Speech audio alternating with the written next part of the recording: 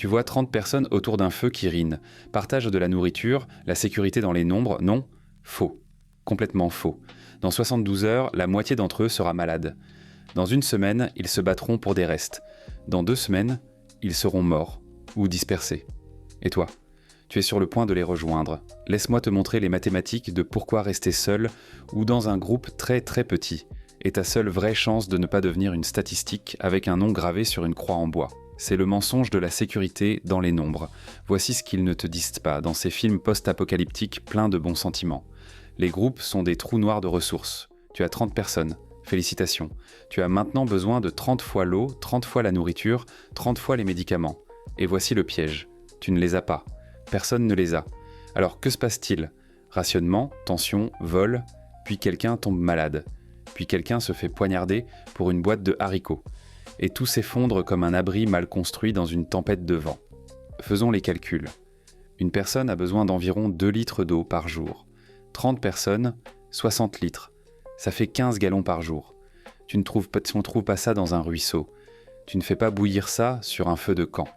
Tu passes chaque heure d'éveil juste à garder les gens hydratés pendant que ta propre gourde se vide. Ajoute la nourriture. Disons 2000 calories par personne par jour. Ça fait 60 000 calories. Tu dois chasser un cerf chaque jour juste pour t'en sortir. Spoiler, les cerfs sont partis. Les écureuils aussi. Ta patience aussi. Les groupes se mangent eux-mêmes. Littéralement. Ensuite, il y a le problème du bruit, ou comme je l'appelle, pourquoi tu es une cloche de dîner. 30 personnes ne chuchotent pas. Elles toussent en elles se disputent nez, elles ronflent, elles cuisinent, elles existent bruyamment, et dans un monde où le silence est la survie, le bruit est une enseigne au néon qui dit « Fourniture gratuite ici, venez nous tuer ». Le son voyage, un feu de camp visible à des kilomètres, des voix audibles à travers les vallées, l'odeur de la nourriture cuite, elle dérive, et chaque pilleur désespéré, chaque maraudeur, ou pire, dans un rayon de 16 kilomètres se dirige maintenant vers toi. Tu as 30 personnes pour défendre un périmètre que tu ne peux même pas voir dans le noir. Tu as 2 armes, peut-être 3.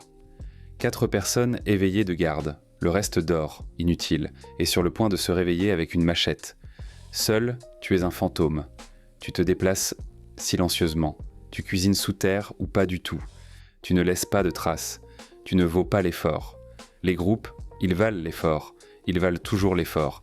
Enfin, parlons des mathématiques de la maladie. La damnation exponentielle. Une personne tombe malade dans un groupe de 30. Disons que c'est la grippe. Ce n'est pas la fin du monde, non? Faux. Dans des quartiers rapprochés, des abris partagés, des sources d'eau partagées, tout partagé, cette grippe se propage à 5 personnes en 2 jours. Puis 15, puis tout le monde. Maintenant, tu as 30 personnes malades, 0 garde fonctionnelle, et un camp qui sent la mort parce que 2 d'entre eux n'ont pas survécu et personne n'a eu la force de les enterrer. Les mathématiques s'appellent le taux d'attaque. C'est combien de personnes une personne malade infecte dans un groupe serré. Le taux d'attaque est de 3, peut-être 4. C'est exponentiel, 1 devient 4, 4 devient 16. 16 devient tout le monde, tu n'as pas d'antibiotiques, tu n'as pas d'hôpital, tu as de la terre et de l'espoir. Et l'espoir ne guérit pas la dysenterie. Seul tu tombes malade, tu te rétablis ou pas. Mais tu n'entraînes pas 29 personnes avec toi. Tu n'es pas un vecteur de peste. Tu es juste un humain fragile qui fait de son mieux pour ne pas mourir seul, ce qui statistiquement est mieux que de mourir dans un tas de germes d'autres personnes. Voici la vérité laide sur la survie. Les gens sont géniaux jusqu'au moment où ils ne le sont plus. Imagine ça, un groupe de 30 personnes. Tu as 30 instincts de survie différents, 30 boussoles morales différentes et 30 points de rupture différents. Quelqu'un va craquer, quelqu'un va voler. Quelqu'un finira par décider que la vie de son enfant vaut plus que la tienne. Et tu sais quoi? Ils ont raison. Mais ça ne t'aide pas beaucoup quand ils tiennent un couteau sur ta gorge pour le dernier pot de beurre de cacahuète. Les mathématiques, ici, sont une simple probabilité. Plus tu ajoutes de gens, plus la chance est élevée que l'un d'eux soit un sociopathe, un lâche ou simplement assez désespéré pour faire quelque chose dont tu ne peux pas revenir. Tu ne peux pas vérifier 30 personnes. Tu ne peux pas surveiller 30 personnes. Soyons honnêtes, tu peux à peine faire confiance à une personne. Alors pourquoi paries-tu ta vie sur 29 étrangers? Un petit groupe, 2, peut-être 3 personnes pour lesquelles tu mourrais littéralement et qui mourraient pour toi. C'est une unité de survie. C'est gérable. 30, c'est juste une foule qui attend une raison de se former. Mais disons que tu résous le problème de confiance. Maintenant tu dois manger. 30 personnes dépouillent une zone complètement en quelques semaines.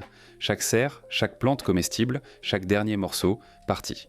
Ensuite, tout le groupe doit bouger. Et c'est pareil pour chaque autre groupe de 30 personnes là-bas. Soudain, tu ne survis pas seulement, tu te bats pour le même gâteau qui rétrécit sur une terre qui a été nettoyée plus qu'une carcasse dans le désert. Mais si tu es seul ou en duo, tu es durable. Un lapin peut te nourrir pendant 2 jours. Tu cherches de la nourriture lentement, tu bouges léger, tu es un survivant, pas un essaim de sauterelles. Tu peux rester dans une zone pendant des mois parce que tu ne dévores pas l'écosystème plus vite qu'il ne peut se régénérer. Les mathématiques là-dessus s'appellent la capacité de charge. Un morceau de terre supporte X nombre de personnes. Si tu dépasses X, tout le monde meurt de faim. Les grands groupes dépassent X en quelques jours. Mais toi seul, tu es sous la ligne. Tu es invisible. Tu n'es pas une menace pour la Terre, donc la Terre ne te tue pas. Ok, tu as de la nourriture. Tu as ton partenaire de confiance. Qu'est-ce qui vient ensuite ? La politique. 30 personnes ont besoin d'un leader. Quelqu'un se présente toujours. Peut-être qu'ils sont bons, peut-être qu'ils sont un tyran, peu importe. De toute façon, tu es maintenant dans une hiérarchie, et les hiérarchies engendrent toujours du ressentiment. Quelqu'un prend la plus grosse part de nourriture, quelqu'un couche avec le partenaire de quelqu'un d'autre. Avant que tu ne t'en rendes compte, tu as des factions, des luttes internes, et puis du sang sur le sol pour savoir qui sera le capitaine d'un navire qui coule. Mais quand tu es seul, tu es le leader, le travailleur, la garde et le cuisinier. Tu prends chaque décision et tu vis avec chaque conséquence. Il n'y a pas de lutte de pouvoir. Il n'y a pas de coup de poignard dans le dos. Il n'y a que toi, la terre désolée et les mathématiques froides et dures. Alors si tu dois avoir des gens, quel est le nombre optimal ? 2. 2 est idéal. 3, c'est limite. 4, c'est une foule. Tu as besoin de gens en qui tu as confiance avec ta vie parce que c'est exactement ce que tu fais. Des gens avec des compétences que tu n'as pas. Des gens qui n'auront pas d'idées brillantes pendant que tu dors. C'est une liste très courte. 2 personnes peuvent se couvrir mutuellement. 2 personnes peuvent partager des ressources sans les détruire. Elles peuvent bouger vite, rester silencieuses et survivre dans des endroits où un groupe de 30 mourrait de faim en une semaine. Et surtout, 2 personnes peuvent vraiment se faire confiance parce qu'il n'y a pas de foule pour se cacher, pas de masse pour se fondre. C'est juste toi et eux. S'ils te trahissent, il n'y a absolument nulle part où courir. À la fin, les mathématiques ne mentent pas. Les grands groupes consomment plus vite. Ils attirent en plus de dangers. Ils propagent les maladies et ils s'effondrent toujours sous leur propre poids. Seul ou en duo, tu es mince, silencieux et durable. Tu n'es pas une cible, tu n'es pas un drain de ressources. Tu n'es pas une bombe à retardement de drame humain.